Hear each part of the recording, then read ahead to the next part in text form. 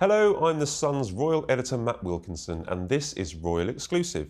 Today we welcome to the studio The Sun's legendary photographer Arthur Edwards and news.com.au royal correspondent Bronte Coy. And would you believe it's been 5 years since Megxit, where the Sussexes stepped back as working royals and Harry and Meghan decided to move to California? Right, you two. Let's have a quick chat about 5 years on from Megxit. Are we able to say who's come out on top and whether it was the right decision for the Buckingham Palace and also the Sussexes?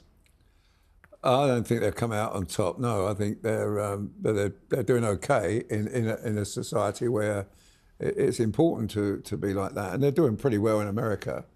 But you know, in 10 years, I mean, in 5 years' time, I hope Harry's back here working for the royal family, because I worked with him when he did that, and he was brilliant at it. And I think what I see him doing in America now, I don't think he's fulfilling his full potential. He's playing polo matches and doing very little, and he misses his working her socks off. You know, I mean, whatever we say about these shows, you know, they take a lot of organising, a lot of filming, and a lot of refilming and doing it properly. And this Harry's doing anything. In fact, we don't see Harry much these days.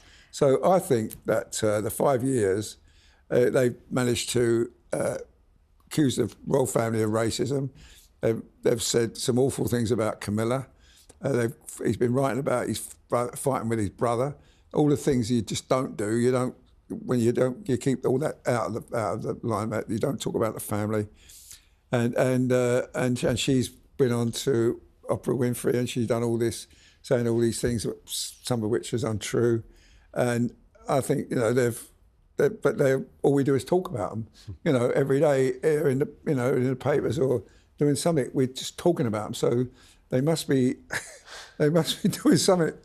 Listening to that, Bronte, that Arthur's just listed everything that has happened since Megxit. Has it been a successful Megxit for Harry and Meghan? Is this where they envisaged that they would be 5 years on from leaving the royal family? You can't imagine that it is, because you cast your mind back. I can remember very clearly in 2020, obviously they had a lot of critics for the way that they left the royal family, but they also did have a lot of supporters, particularly in the US. And I think that they sort of, for me, it looked like they kind of had the world at their feet, because they had left something that is such a unique institution. There was only a handful of people that had the status that they had. There was unprecedented interest in them, whether you're a fan or a critic. They went over there and it felt like this is the start of a real empire. You know, everyone was clamouring to sign them, as we saw with these mega deals in the first year or so. I think it would be hard to argue that this is not now 5 years on how they'd imagined it. It's how they'd imagined it, because reputationally, particularly since last year, the Hollywood Reporter article for me in around September was a real turning point, because it's obviously an industry Bible over there. And then everything that's followed. Reputationally, they've taken a lot of hits, and I think particularly given everything they've put out there, and with the Harry and Meghan documentary and with Harry's book, I think they would have thought that they had more of a firm foundation of support, where it does actually feel like instead they've lost a lot of support in Meghan's home country. So, yeah, I think with all the deals they were signing and everything, these big plans, I don't think it's panned out how they would have thought. Arthur touched on it just now, a really interesting point, because at the moment it's Meghan of all these projects that she's doing. Bronte, where's Harry? Great question, and I actually did mean to touch on that as well, because something I was thinking about with this Megxit anniversary is there's these articles, and I think someone had quoted Meghan herself in that Vanity Fair article in January, talking about how Harry hadn't made a lot of friends over in their new home in California. And I think there was an article last year, one of them talked about how he found himself a little bit directionless day to day, because he's got bigger projects at times, but like day-to-day activities, that's the kind of thing that keeps you busy and engaged. And so when the kids are at school, what else are you doing to fill your days? And I think that is something, as you said, where is Harry is the question, because, you know, there's two different Harrys you're hearing about. He's never been happier, or he's missing home.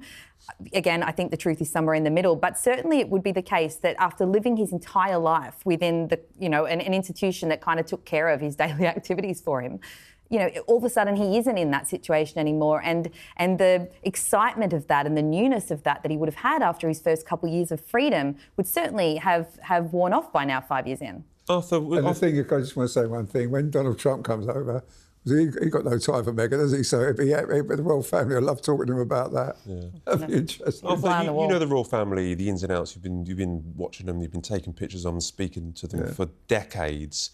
Do you think Megxit has worked for the King, for William, for Catherine, the Queen, for the royal family as a whole that have remained in the UK? Do you think that it's been beneficial to the working royal family? I don't think so, no, I really don't, because I worked that first year when Meghan, after she married Harry, and I thought she was sensational. I mean, I went everywhere with her, Matt, and she was absolutely brilliant. She just gave everything, both of them, and I thought, she was going to be a big asset to the royal family. Obviously, when she scooted off, obviously I changed my view on it. I thought, well, what's better in America than being a member of the royal family here, where you are somebody, where you are important, where you are a major person, a major figure in the country, where now all they are is a couple of celebrities competing with other celebrities to try and make a living. And I just find that, I think they've come off worse. I think here, as I say, she was somebody.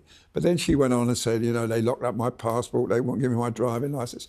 All that stuff, which is absolute rubbish, and tried to sort of destroy what I thought she was enjoying. I thought that, as I say, that first 18 months, I can't tell you, she was like on fire. Crowds were huge looking at her. She was sensational. I think she's going there. She's a former actress trying to sell a few clothes, and hopefully, people take interest. Well, I think that will die. I think those things, that only last a while, and then people will start forgetting and want something different. If Harry had stayed here, their children would have been stars. They would have been princes and princess. They would have gone to nice, got to know their own cousins and enjoyed life much better. I think all we do is see back views of their children. I don't know why not? Why is it like that? I don't know. I think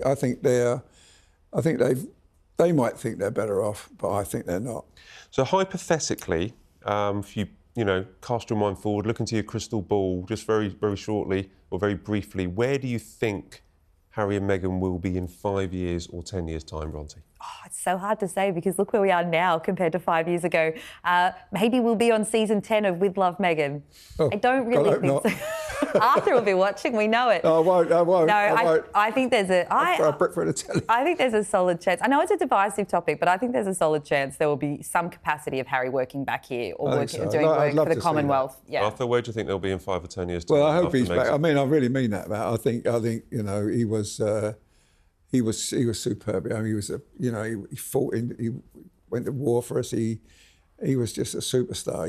He was. I love working with him. I just wished he was back here doing what he does best, which is supporting his father. Okay. Well, thanks, guys. I really appreciate your thoughts on that. Yeah. Thank you. Right, that's all we have time for on this week's Royal Exclusive. Thanks so much for watching. Please leave your comments as we do read them, and don't forget to subscribe so that you never miss an episode. See you next week.